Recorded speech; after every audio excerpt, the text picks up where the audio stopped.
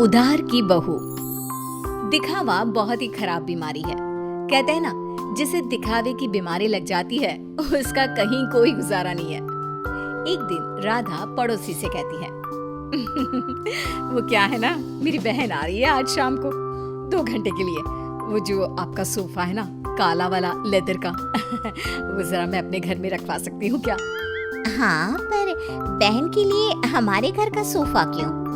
वो क्या है ना, मैंने उन लोगों को बताया कि ये सोफा मैंने लिया है, तो मुझे क्या पता था कि वो घर ही आ जाएगी।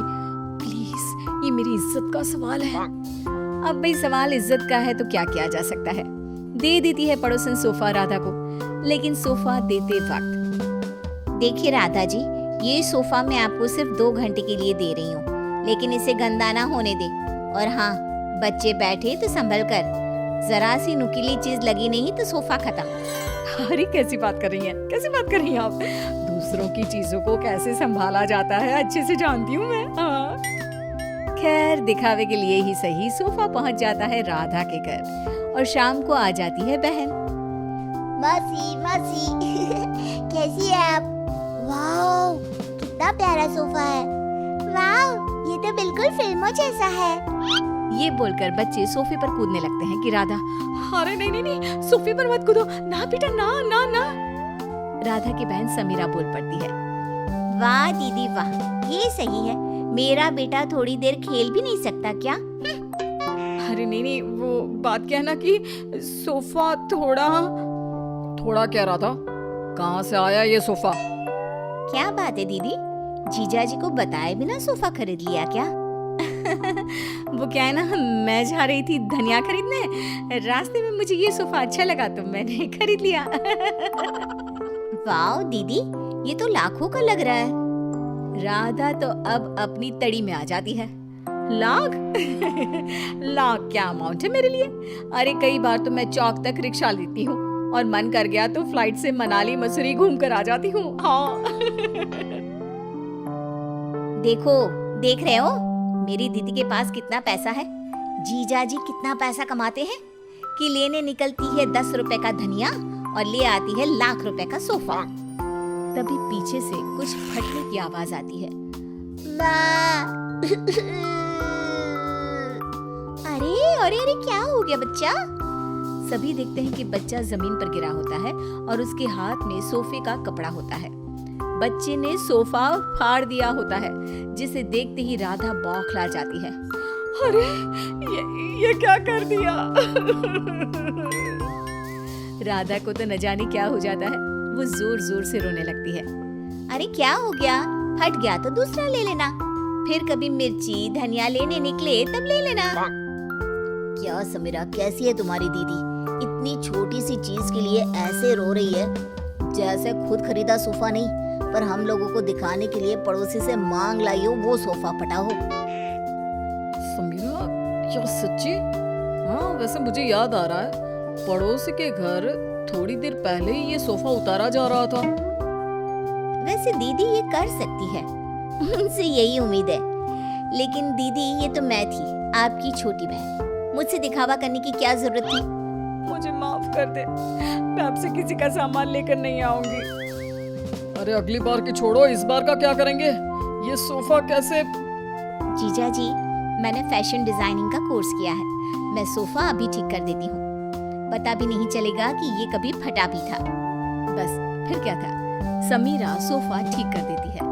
सोफा पड़ोसन के घर चला जाता है, उसे कुछ पता नहीं चलता और राधा कान पकड़ती है कि वो अब से किसी का कुछ भी उधार नहीं लेगी। लेकिन फिर एक दिन राधा की सहेली, यार राधा, कितना वक्त हो गया, हम लोगों ने बात भी नहीं की, कैसी है तू? मैं तो मस्त हूँ, तू बता क्या चल रहा है, कहाँ घूम रही है? अरे कुछ नहीं, बहुत समय हो गया था तो सोचा तुझसे मिलने आओ। तो खाना बना ली ना, मैं और मेरी ननद आएंगे खाने पर। और हाँ, मेरी ननद ना बहुत बड़े घर की है, तो थोड़ा स्टेटस देख लेना। हाँ।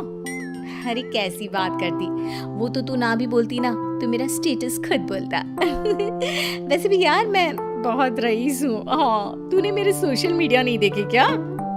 अब क्या था, राधा के घर उसकी सहेली आ रही थी, तो जो वो दिखावे वाला कीड़ा था ना, फिर से उछाले मारने लगता है। राधा किचन में जाती है जहाँ पर हाय रे, मेरे पास तो ये सिंपल सा डिनर सेट है। अब कैसे मैं उसे अपना हाई प्रोफाइल वाला स्टेटस दिखाऊंगी?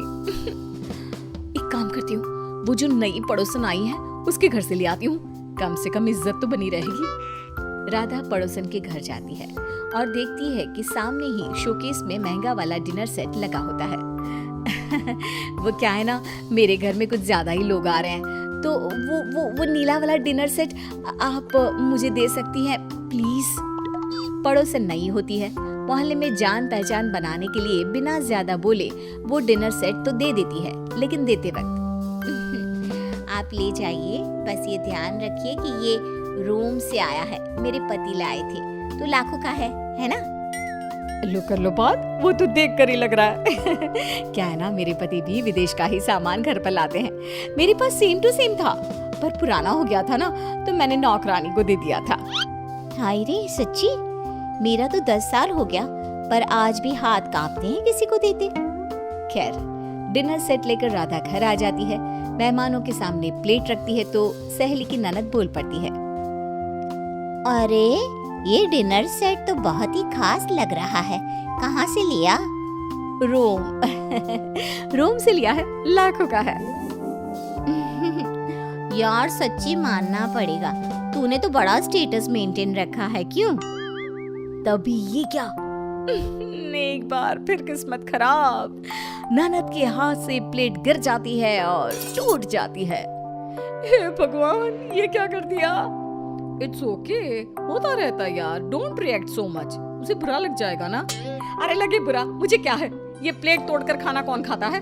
पैसे निकाल, मैं कह रही हूँ निकाल पैसे। अरे कैसी बात कर रही है, लाखों रुपए है ना तेरे पास तो। हाँ तभी बोल रही हूँ कि पैसे निकाल, नहीं तो पुलिस को बुलाती हूँ।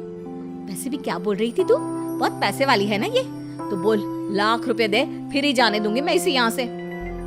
खाया पिया कुछ नहीं, प्लेट तोड़ा लाख रुपए, चलो भाभी।